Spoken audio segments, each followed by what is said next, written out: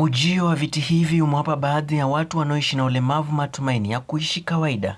Wakizungumza wakati wa hafla ya kukabidhi viti vya magurudumu kwa familia 50 katika makao makuu ya kanisa la SDA kanda la Magharibi na Nyanza jijini Kisumu hii leo, wasimamizi wa mpango huo unaoongozwa na kanisa hilo wamesema ni vyema kuwakumbuka walemavu, wakiongeza kuwa ugavi wa viti hivyo hauna mipaka, wakiwataka wote walio na watoto wenye maumbile kama haya kujitokeza. They have no discrimination.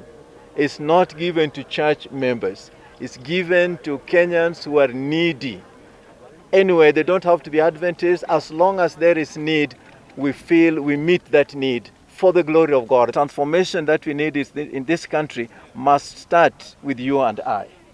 The ordinary people must have a change of mind that cares for our people.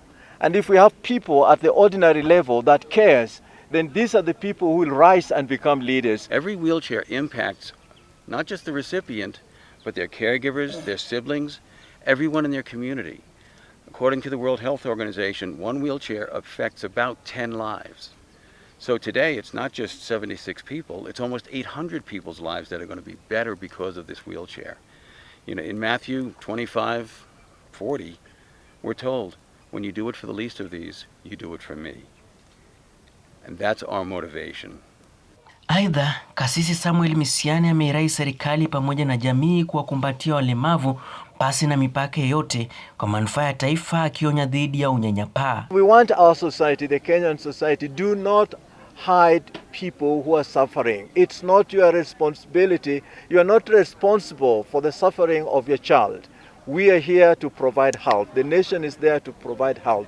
And if we don't know that you have a child, for example, there are still people who may not have brought their children here because of fear. We don't know. But we are telling people everywhere there is help. Their lives can be made better. Share the Love is still here with us. They're here this year, they'll come again, and we will distribute and make the lives of these young people better. Mercy Joan, mzazi wa mmoja wa mtoto aliyenufaika na mpango huo, amesema safari haijakuwa rahisi, akiwarai wazazi walio na watoto wenye changamoto za kimaumbile kutowaficha. This is a show of love. Having that wheelchair that supports his mobility is the best thing ever. So we really thank God, we really thank the donation, and may God bless all of them. It's been hard moving up and down. It's not been easy. Hiding these kids is the worst thing they can ever do, because they are kids like any other. We call them able differently. We should not hide them. Actually, they should feel like others. Hiding them even stigmatize them more. So I'll advise all mothers to treat these kids, or even if they are grown, they should be treated like any other person.